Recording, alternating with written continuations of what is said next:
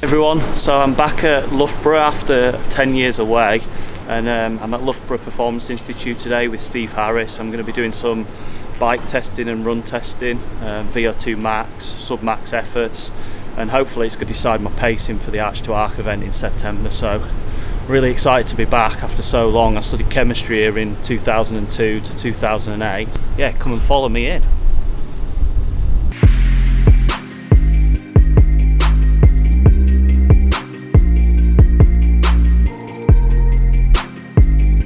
My name is Steve Harris. I'm a performance physiologist at Loughborough University.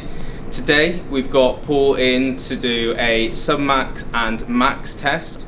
We're also using a specific protocol for ultra endurance that will give us an idea of not only how fast and how to pace his running, but also what fueling he might want to be able to take on board to make sure that he can make it all the way from arch to arc and do it successfully. So today we're putting Paul through one of our fuel utilization tests. So we'll do a first test that will understand sort of how long he can sustain certain powers, as well as understanding how much carb and fat he's using at different levels to try and work out his fueling strategy.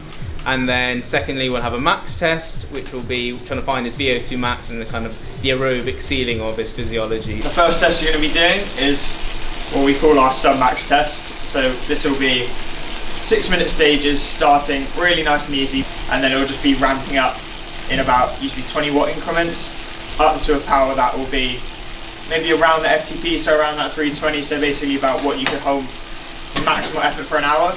So for 6 minutes it should feel relatively comfortable, but should start to bite a little bit more. During that test we're going to be measuring 4 things. We'll be measuring your heart rate, we'll be measuring a subjective scale, just kind of like based on how you feel. Should we say 6 to 20? We'll just say that, pick a number from there. Yep. And then we'll also be connected to one of those masks that's connected to our online gas analyzer, measuring the oxygen that you're breathing in and the carbon dioxide you're breathing out. At the end of each stage, I'll come over to you and poke and prod you and get a nice little vial of blood. I say it's very little. I was like, vial? Yeah. When you exercise, you kind of burn a mix of fats and carbs, and when you burn carbs, you produce lactate as kind of a byproduct. So what we use it as an indicator of intensity. So throughout the test, it's how we kind of create that training zone table, and it's probably what we use to kind of find that power that you're going to be using for the event. Yeah.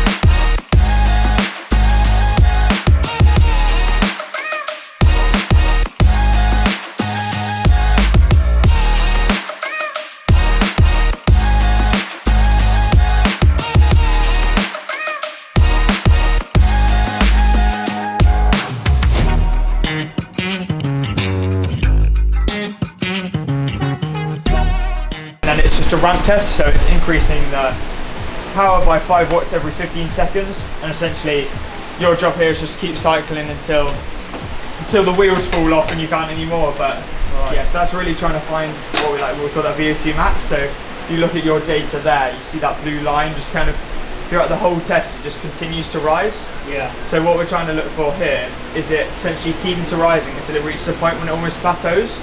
So even if the work gets harder through Swift, like your body just can't take in any more oxygen to work aerobically, and you kind of, they would say you've got to reach that ceiling of your aerobic side of things.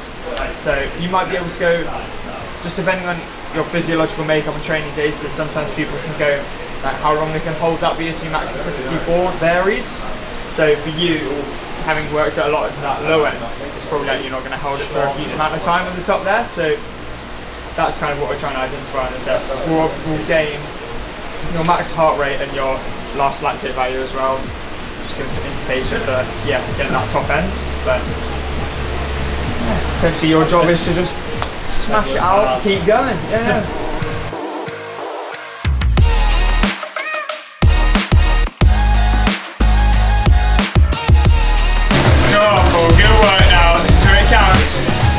Keep driving, good work.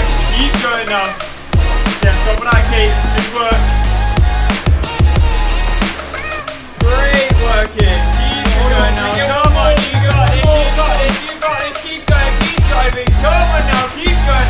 Last one, quick out, let's take that last thing. Make that game, make that game. Good work, good work. Come on now, come on now, come on. Keep going, good work. What's the mask off you? I've unplugged that. Steve, I prefer easy spinning. Yeah? Is that not your, not your cup of tea Not there? my forte. In that thresholds are really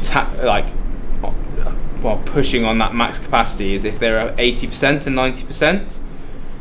Whereas you can see that you're at 58 and 76, so you've got loads of potential to keep moving it forwards. On the bike, it's bike and run doesn't necessarily always align, but yeah, we picked that first threshold out at 200 watts. I think some of the later conversation that we have in here is probably pulling it back for your bike to like 180-ish. Yeah. It's probably quite a good sustainable one. Shouldn't overly metabolically stress you. Should be fuelable as well if you're still at that 80 grams sort of per hour sort of intake. But yeah, there's loads of potential to kind of keep moving this forwards. Like you could almost move that one to that threshold over time. Yeah. But obviously that's probably more specific training that you'd want to look into that. Whereas you've just been building volume and building that aerobic base.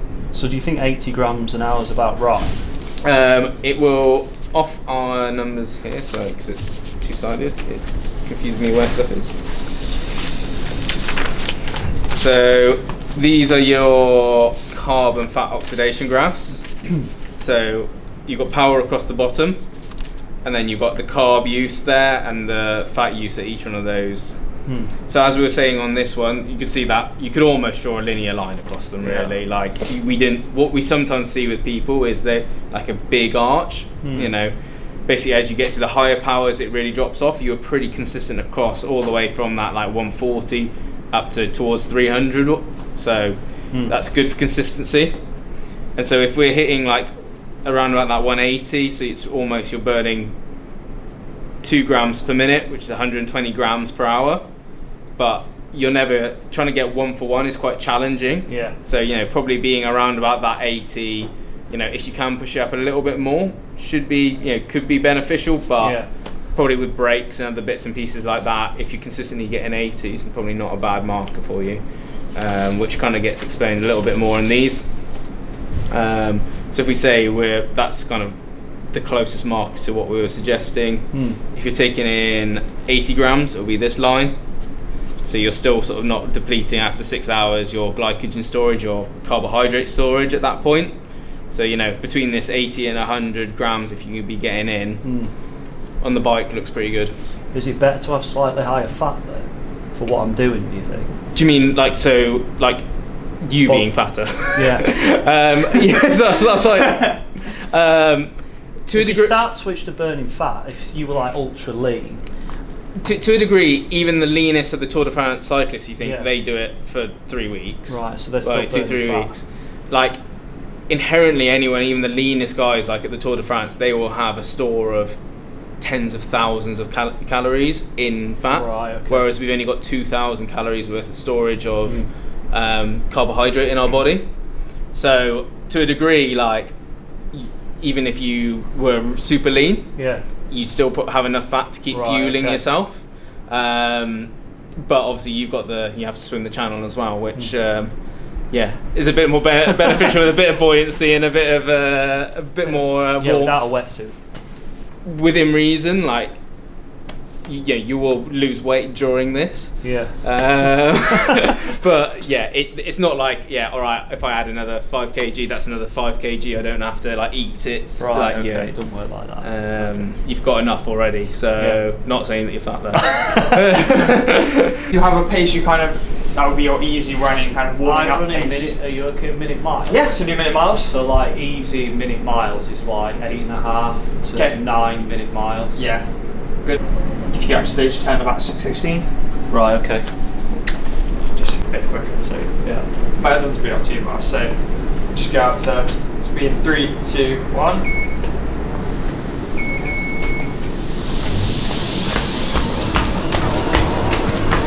trusting you here, Alex. I'm not an elite athlete. It's alright.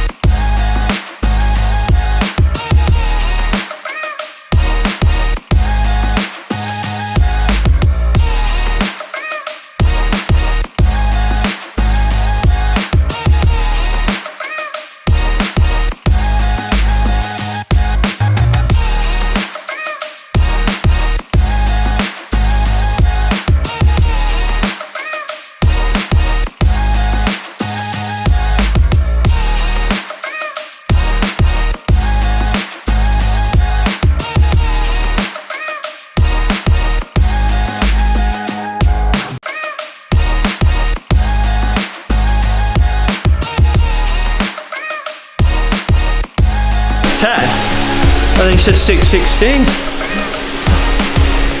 Is that right, Stu?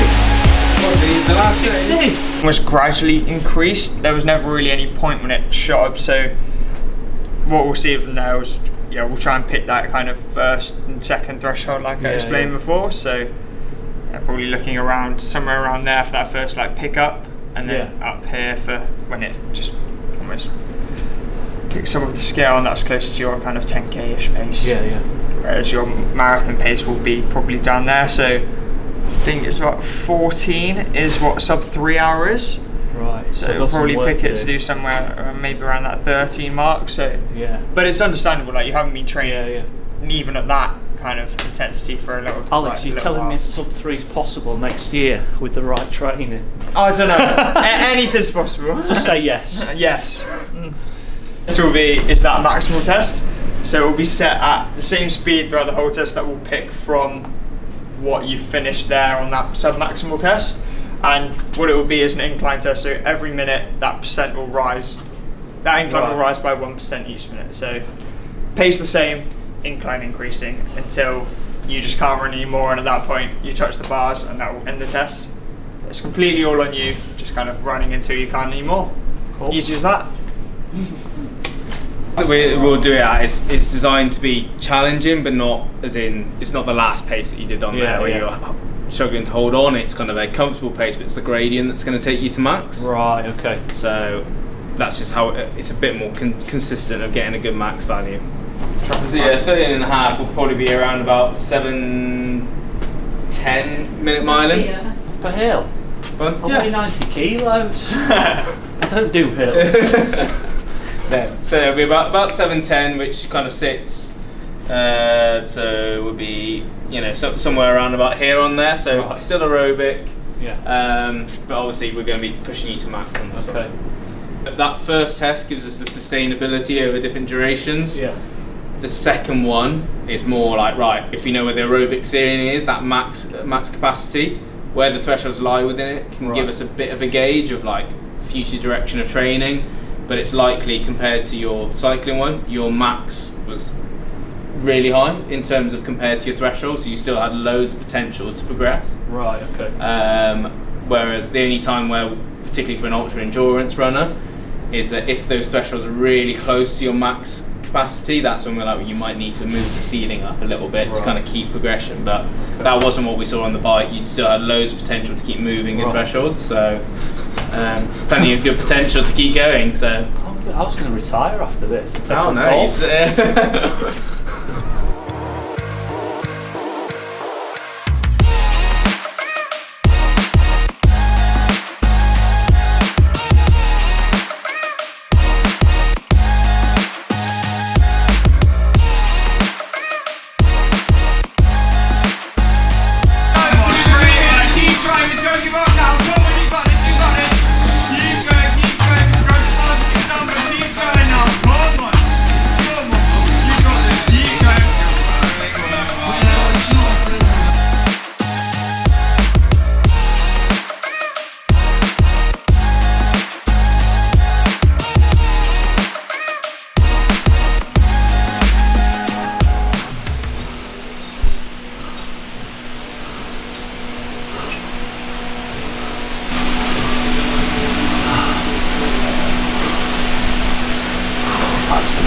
We definitely got what we wanted off the test. Did you? So yeah, like I wanted to go further, but I was knackered. You didn't need to go further for what we needed out of the test. So You don't know, well, that's good to know. So you were slightly VO2 max. We normally expect to be slightly higher on the run than the bike. Was it? And it was. So it was up at 52, 53. So, Right, okay. So yeah, good test. Oh man, knackered. This project is fueling